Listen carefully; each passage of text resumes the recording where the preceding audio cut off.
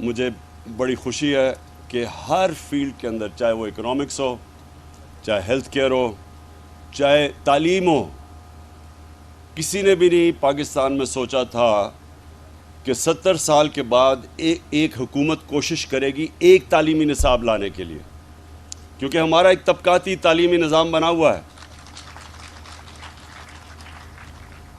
امیر کے لیے English medium اور اچھے نوکریاں، ہمارے نیچے عوام کے لیے ممکن ہی تھا اوپر آنے کا، کیونکہ تعلیم کا سسٹم ہی اوپر نہیں آنے دیتا تھا۔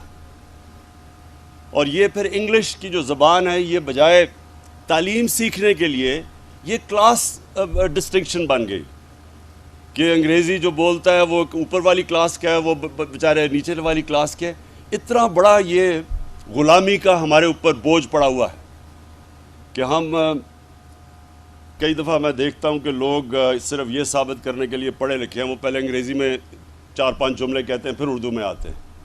یہ جو ہم نے اپنے اوپر احساس کمتری کا نظام بنایا ہوا ہے، یہ صرف اور صرف ایک کلونیل ایجوکیشن سسٹم کی وجہ سے، جو ہم نے چینج نہیں کیا۔ تو آج مجھے بڑا فخر، ہم نے شروعات کر دی ہے بڑی مشکلوں سے، ایک کوٹ سلیبس، ایک کریکولم، نصاب، اور 5 سے پھر آہستہ آہستہ اوپر لے کے جائیں گے۔ اور اس کے علاوہ جو ہم نے سیرت نبی کا فیصلہ کیا کہ اپنے سارے بچوں کو نبی کی سیرت پڑھائیں گے، کیریکٹر بلڈنگ کے لیے۔ یہ بڑا ضروری ہے، بڑی قوم بن ہی نہیں سکتی جب تک اس کا کیریکٹر بڑا نہ ہو۔ ہم جب مدینہ کی ریاست کی بات کرتے ہیں، مدینہ کی ریاست کی سب سے بڑی کوالٹی کیا تھی؟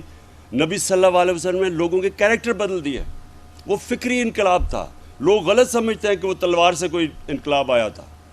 ان کے مدینہ کے ہجرت پہ پہنچنے کے اور ان کے دنیا کے جانے کے بعد جو 10 سال تھے، صرف جنگوں کے اندر کوئی 1000 سے 1200 لوگ مرے تھے ٹوٹل، لیکن وہ سارا عرب ان کے نیچے آ گیا تھا۔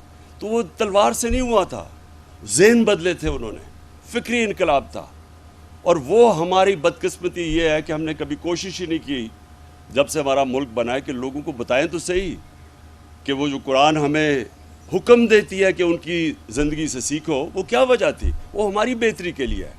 جو قوم ان کی سنت پہ چلے گی وہ اٹھ جائے گی، اور کیونکہ وہ رحمت العالمین تھے، وہ صرف مسلمان نہیں، سب انسانوں کے لیے رحمت بن کے آئے تھے، تو جو بھی ان کی سنت پہ چلے گا وہ قوم اوپر آ جائے گی۔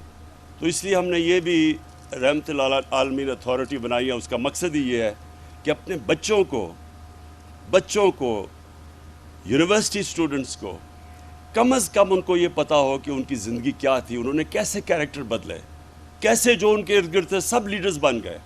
تو یہ مجھے جو سب سے خوشی ہے کہ ہم نے تعلیم کے اوپر وہ کام کیا ہے، ہیلتھ میں وہ کیا ہے، اکانومی کو ٹھیک کیا ہے۔ آج ہمارے سارے اکانومی کے انڈیکیٹرز رائٹ ڈائریکشن میں ہیں۔ IMF کہہ رہا ہے کہ پاکستان سسٹینیبل گروتھ پہ نکل گئی ہے۔ ہم نے اپنے پیر پہ کھڑے ہونے کا جو سب سے ہمارا بڑا مسئلہ تھا کہ ہمارے خرچے زیادہ تھے، آمدنی کم تھی، ہم وہ پہلی گورنمنٹ آئی ہے جو اس طرف اب نکل گئی ہے کہ اپنی آمدنی اٹھاتی جا رہی ہے، اور انشاءاللہ اپنے خرچے ملیں گے تاکہ ہمیں کسی کے سامنے غلامی نہ کرنی پڑے، ایک خوددار قوم بن کے ہم سامنے آئیں۔ میں پیمز کے بورڈ کو خاص طور پہ کہنا چاہتا ہوں کہ آپ کی بہت بڑی ذمہ داری ہے۔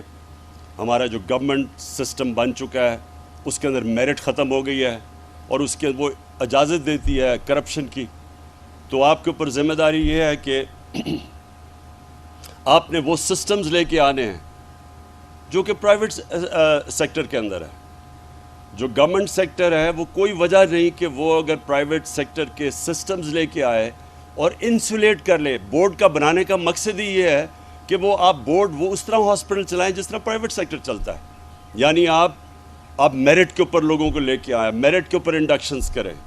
یہ جو بنا ہوا ہے جو سینئر ہے وہ اوپر آ جائے۔ اگر سینئر آپ کا بہترین چیف ایگزیکٹو نہیں بن سکتا تو جو بہترین ہے اس کو بننا چاہیے، اور جتنا آپ میرٹ کے اوپر لوگوں کو لے کے آئیں گے اتنا ہاسپٹل کی سٹینڈرڈ اوپر چلی جائے گی۔ تو بورڈ کا تو مقصد یہ ہے، تو آپ کی بہت بڑی ذمہ داری ہے، میں بورڈ کو کہنا چاہتا ہوں، کیونکہ ہمیں بڑی امید ہے یہ پیمز میں پوٹینشیل ہے کہ یہ ایک گورنمنٹ ہاسپٹل ہوتے ہوئے پاکستان کی پرائمری انسٹیٹیوشن بن سکتی ہے۔ شکریہ۔